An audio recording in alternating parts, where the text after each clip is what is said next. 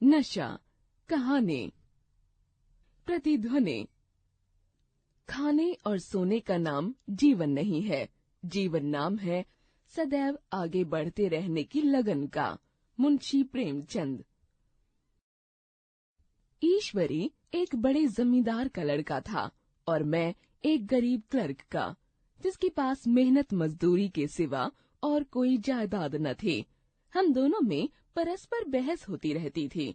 मैं जमींदारी की बुराई करता, उन्हें हिंसक पशु और खून चूसने वाली जोंक और वृक्षों की चोटी पर फूलने वाला बंझा कहता।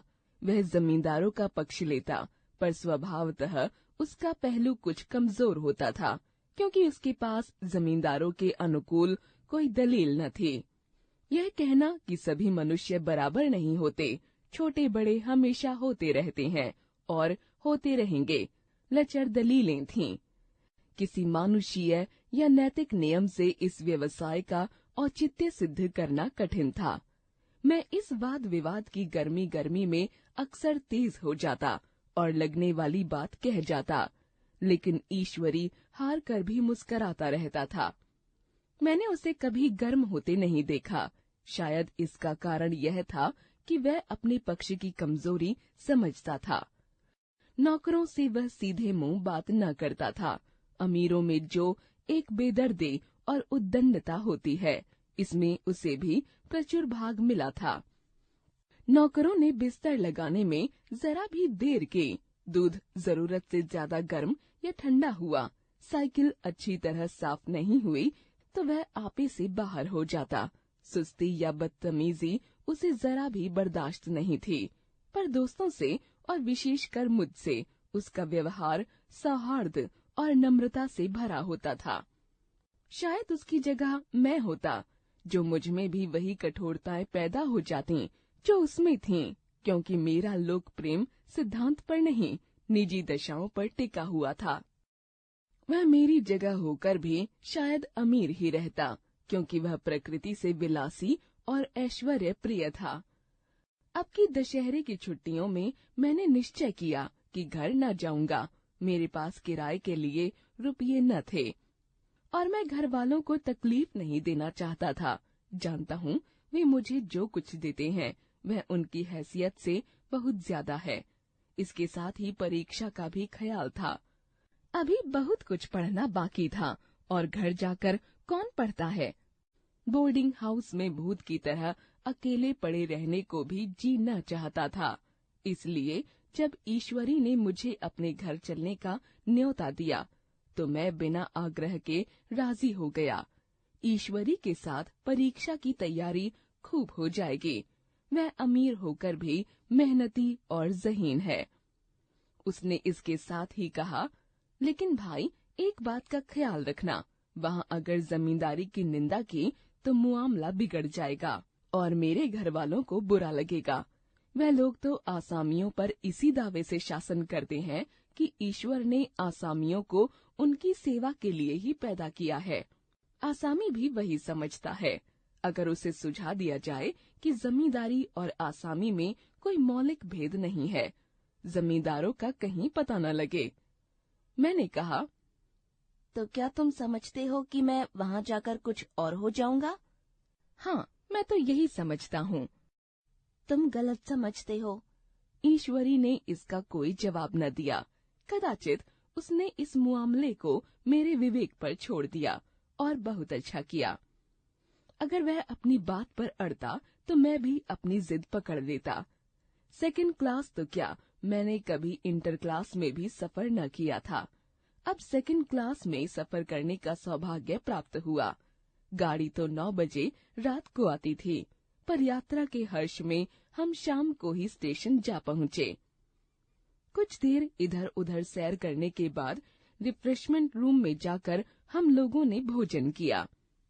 मेरी वेशभूषा और रंग ढंग से पारखी खानसामों को पहचानने में देर न लगी कि मालिक कौन है और पिछलग्गू कौन, लेकिन न जाने क्यों मुझे उनकी गुस्ताखी बुरी लग रही थी।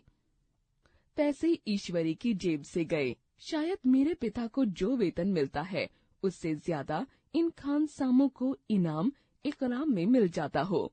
एक अठन्नी तो चलते समय ईश्वरी ने ही दी। फिर भी मैं उन सभी से उसी तत्परता और विनय की प्रतीक्षा करता था जिससे वे ईश्वरी की सेवा कर रहे थे। ईश्वरी के हुक्म पर सब क्या दौड़ते हैं, लेकिन मैं कोई चीज मांगता हूँ तो उतना उत्साह नहीं दिखाते। मुझे भोजन में कुछ स्वाद न मिला। यह भेद मेरे ध्यान को संपूर्ण रूप से अपनी ओर खींचे हुए था। गाड़ी आई, हम दोनों सवार हुए। खानसामे ने ईश्वरी को सलाम किया, मेरी ओर देखा भी नहीं। ईश्वरी ने कहा, कितने तमीजदार हैं ये सब। एक हमारे नौकर हैं कि कोई काम करने का ढंग नहीं। मैंने खट्टे मन से कहा, इसी तरह अगर तुम अपने नौकरों को भी 8 आने रोज इनाम दिया करो तो इससे ज्यादा तमीजदार हो जाएं। तो क्या तुम समझते हो यह सब केवल इनाम के लालच से इतना अदब करते हैं? जी नहीं, कदापि नहीं। तमीज और अदब तो इनके रक्त में मिल गया है। गाड़ी चली। डाक थी। प्रयाग से चली तो प्रतापगढ़ जाकर रुकी। एक आदमी ने हमारा कमरा खोला। मैं तुरंत चिल्ला उठा, दूसरा दर्जा है, सेकंड क्लास है। उस मुसाफिर ने डिब्बे के अंदर आकर मेरी ओर एक विचित्र उपेक्षा की दृष्टि से देखकर कहा, जी हाँ, सेवक भी इतना समझता है। वह बीच वाली बर्थ पर बैठ गया। मुझे कितनी लज्जा आई, कह नहीं सकता। पाठ 14 नशा। कहानी। हम लोग मुरादाबाद पहुँचे। स्टेशन पर कई आदमी हमारा स्वागत करने के लिए खड़े थे। 2 भद्र पुरुष थे, 5 बेगार। बेगारों ने हमारा सामान उठाया। दोनों पीछे पीछे चले। एक मुसलमान था, रियासत अली। दूसरा ब्राह्मण था, राम हरक। दोनों ने मेरी ओर अपरिचित नेत्रों से देखा, मानो कह रहे हों, तुम कौवे होकर हंस के साथ कैसे? रियासत अली ने ईश्वरी से पूछा, ये बाबू साहब क्या आपके साथ पढ़ते हैं? ईश्वरी ने जवाब दिया, हाँ, साथ पढ़ते भी हैं और साथ रहते भी हैं। यूं कहिए कि आप ही की बदौलत मैं इलाहाबाद में पड़ा हुआ हूँ, नहीं कब का लखनऊ चला आया होता। अब की मैं इन्हें घसीट लाया। इनके घर से कई तार आ चुके थे, मगर मैंने इनकारी जवाब दिलवा दिया। आखिरी तार तो अर्जेंट था। उसकी फीस 4 आने प्रति शब्द थी, पर यहाँ से उसका जवाब भी इनकारी ही गया। दोनों सज्जनों ने मेरी ओर चकित नेत्रों से देखा। आतंकित हो जाने की चेष्टा करते हुए जान पड़े।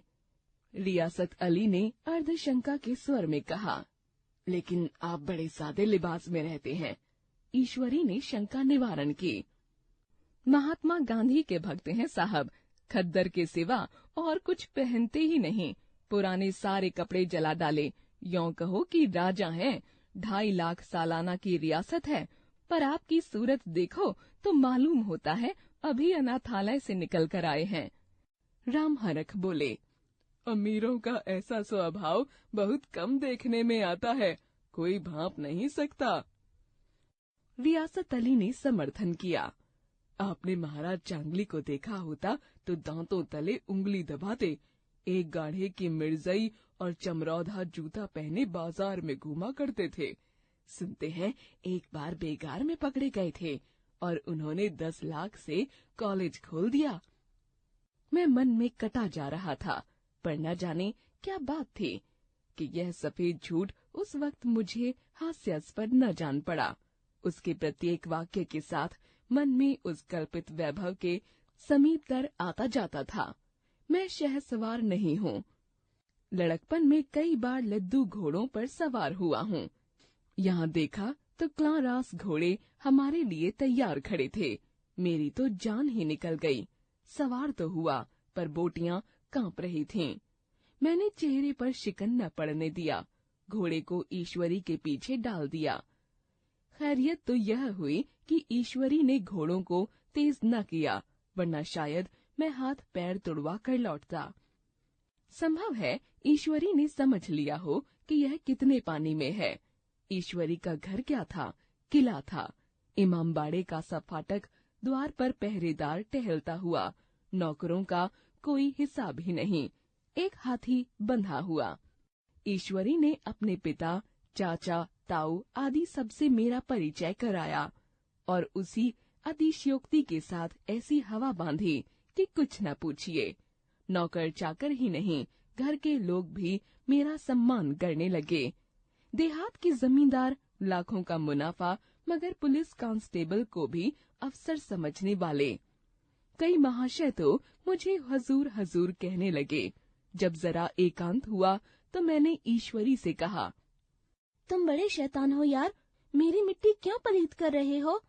ईश्वरी ने सुदृढ़ मुस्कान के साथ कहा, इन गधों के सामने यही चाल जरूरी थी, वरना सीधे मुंह बोलते भी नहीं।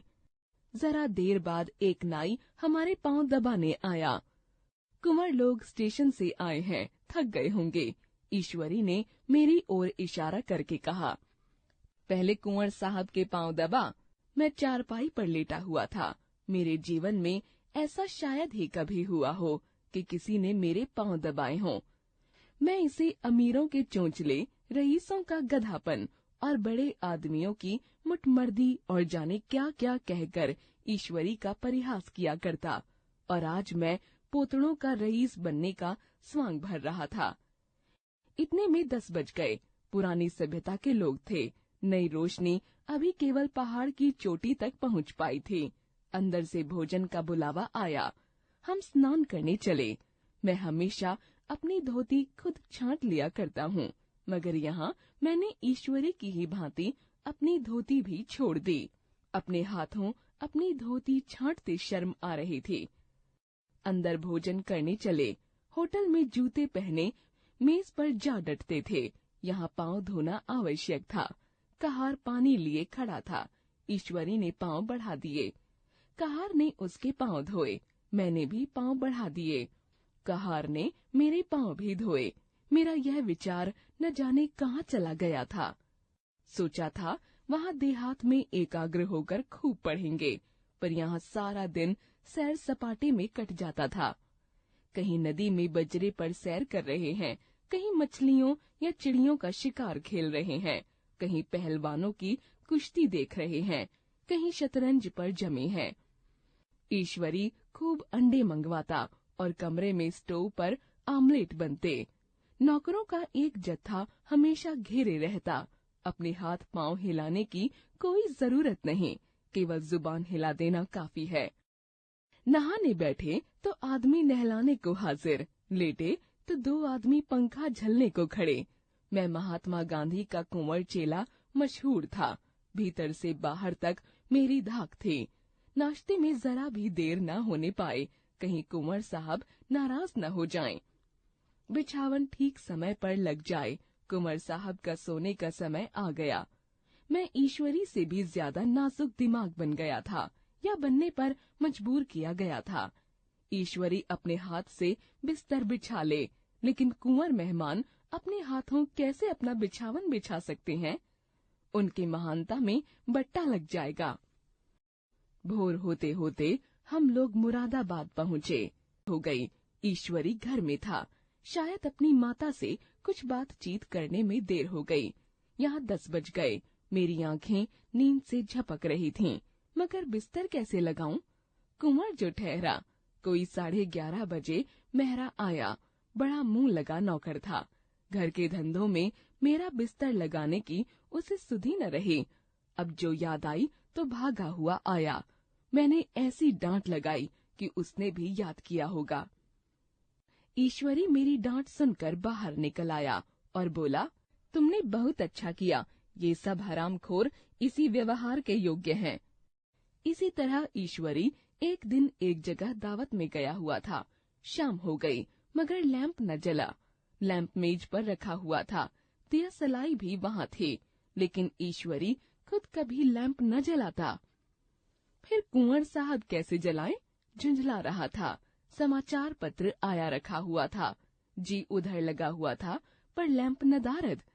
दैव योग से उसी वक्त मुंशी रियासत अली आ निकले। मैं उन्हीं पर उबल पड़ा। ऐसी फटकार लगाई कि बेचारा उल्लू हो गया। तुम लोगों को इतनी फिक्र भी नहीं है, लैंप तो जलवा दो। मालूम नहीं ऐसे कामचोर आदमियों का यहाँ कैसे गुजर होता है। मेरे यहाँ घंटे भर निर्वाह न हो। रियासत अली ने कांपते हुए हाथों से लैंप जला दिया। वहाँ एक ठाकुर अक्सर आया करता था। कुछ मन चला आदमी था। महात्मा गांधी का परम भक्त मुझे महात्मा जी का चेला समझकर मेरा बड़ा लिहाज करता था, पर मुझसे कुछ पूछते संकोच करता था। एक दिन मुझे अकेला देखकर आया और हाथ बांधकर बोला, सरकार तो गांधी बाबा के चेले हैं ना? लोग कहते हैं कि यहाँ सुराज हो जाएगा तो जमींदार न रहेंगे। मैंने शान दिखाई। जमींदारों को रहने की जरूरत ही क्या है? यह लोग गरीबों का खून चूसने के सिवा और क्या करते हैं? ठाकुर ने फिर पूछा, तो क्या सरकार सब जमींदारों की जमीन छीन ली जाएगी? मैंने कहा, बहुत से लोग तो खुशी से दे देंगे। जो लोग खुशी से न देंगे उनकी जमीन छीननी ही पड़ेगी। हम लोग तो तैयार बैठे हुए हैं। ज्यों ही स्वराज्य हुआ अपने सारे इलाके आसामियों के नाम हिबा कर देंगे। मैं कुर्सी पर पांव लटकाए बैठा था। ठाकुर मेरे पांव दबाने लगा, फिर बोला, आजकल जमींदार लोग बड़ा जुल्म करते हैं सरकार। हमें भी हजूर अपने इलाके में थोड़ी सी जमीन दे दें तो चलकर वहीं आपकी सेवा में रहें। मैंने कहा, अभी मेरा कोई अख्तियार नहीं भाई, लेकिन ज्यों ही अख्तियार मिला मैं सबसे पहले तुम्हें बुलाऊंगा। तुम्हें मोटर ड्राइवरी सिखाकर अपना ड्राइवर बना लूंगा। सुना, उस दिन ठाकुर ने खूब भंग पी और अपनी स्त्री को खूब पीटा और गांव के महाजन से लड़ने पर तैयार हो गया। छुट्टी इस तरह समाप्त हुई और हम फिर प्रयाग चले। गांव के बहुत से लोग हम लोगों को पहुंचाने आए। ठाकुर तो हमारे साथ स्टेशन तक आया। मैंने भी अपना पार्ट खूब सफाई से खेला और अपनी कुबेरोचित विनय और देवत्य की मुहर हर एक के हृदय पर लगा दी। जी तो चाहता था हर एक नौकर को अच्छा इनाम दूं, लेकिन वह सामर्थ्य कहाँ थी। वापसी टिकट था ही, केवल गाड़ी में बैठना था, पर गाड़ी आई तो ठसाठस भरी हुई। दुर्गा पूजा की छुट्टियां भोगकर सभी लोग लौट रहे थे। सेकंड क्लास में तिल रखने की जगह नहीं। इंटर क्लास की हालत उससे भी बदतर। यही आखिरी गाड़ी थी, किसी तरह रुक न सकते थे। बड़ी मुश्किल से तीसरे दर्जे में जगह मिली। हमारे ऐश्वर्य ने वहाँ अपना रंग जमा लिया, मगर मुझे उसमें बैठना बुरा लग रहा था। आए थे आराम से लेटे लेटे, जा रहे थे सिकुड़े हुए। पहलू बदलने की भी जगह नहीं थी। कई आदमी पढ़े लिखे भी थे। वे आपस में अंग्रेजी राज्य की तारीफ करते जा रहे थे। एक महाशय बोले, ऐसा न्याय तो किसी राज्य में नहीं देखा। छोटे बड़े सब बराबर। राजा भी किसी प्रकार अन्याय करें तो अदालत उनकी भी गर्दन दबा देती है। एक आदमी जिसकी पीठ पर बड़ा सा गट्ठर बंधा था, कलकत्ता जा रहा था। कहीं गठरी रखने की जगह न मिलती थी। पीठ पर बंधे हुए था। इससे बेचैन होकर बार बार द्वार पर खड़ा हो जाता। मैं द्वार के पास ही बैठा हुआ था। उसका बार बार आकर मेरे मुंह को अपनी गठरी से रगड़ना मुझे बहुत बुरा लग रहा था। एक तो हवा यूं ही कम थी, दूसरे उस गंवार का आकर मेरे मुंह पर खड़ा हो जाना मानो मेरा गला दबाना था। मैं कुछ देर तक जब्त किए बैठा रहा। एकाएक मुझे क्रोध आ गया। मैंने उसे पकड़कर पीछे ढकेल दिया और 2 तमाचे जोर जोर से लगाए। उसने आंख निकाल कर कहा, क्यों मारते हो बाबूजी? हमने भी किराया दिया है। मैंने उठकर 2-3 तमाचे और जड़ दिए। गाड़ी में तूफान आ गया। चारों ओर से मुझ पर बौछार पड़ने लगे। अगर इतने नाजुक मिजाज हो तो अव्वल दर्जे में क्यों नहीं बैठे? कोई बड़ा आदमी होगा तो अपने घर का होगा। मुझे इस तरह मारते तो दिखा देता। क्या कसूर किया था बेचारे ने? गाड़ी में सांस लेने की जगह नहीं, खिड़की पर जरा सांस लेने खड़ा हो गया तो उस पर इतना क्रोध। अमीर होकर क्या आदमी अपनी इंसानियत बिल्कुल खो देता है? यह भी अंग्रेजी राज है जिसका आप बखान कर रहे थे। एक ग्रामीण बोला, दफ्तर मां घुस पावत नहीं, ओपे इतना मिजाज। ईश्वरी ने अंग्रेजी में कहा, what an idiot you are वीर। और मेरा नशा अब कुछ कुछ उतरता हुआ मालूम होता था। प्रेमचंद। जीवन मूल्य। हमें ऊंच नीच या भेदभाव नहीं करना चाहिए। जीवन कौशल। तुम मुझे भी अपने साथ खेलने दो। नहीं, तुम मेरे साथ इस झूले पर नहीं बैठ सकते। क्यों? क्योंकि तुम सफाई करने वाली आंटी के बेटे हो, इसलिए मैं तुम्हें अपने साथ नहीं खेलने दूंगा। नहीं बेटा, ऐसा नहीं कहते। हम सब एक समान हैं। हमें आपस में अमीरी गरीबी या जात पात का भेदभाव नहीं करना चाहिए। मुझे माफ कर दो माँ, मुझसे गलती हो गई। आओ हम दोनों मिलकर झूले पर बैठते हैं। इस बातचीत से हमने सीखा कि हमें अमीरी गरीबी का भेदभाव नहीं करना चाहिए।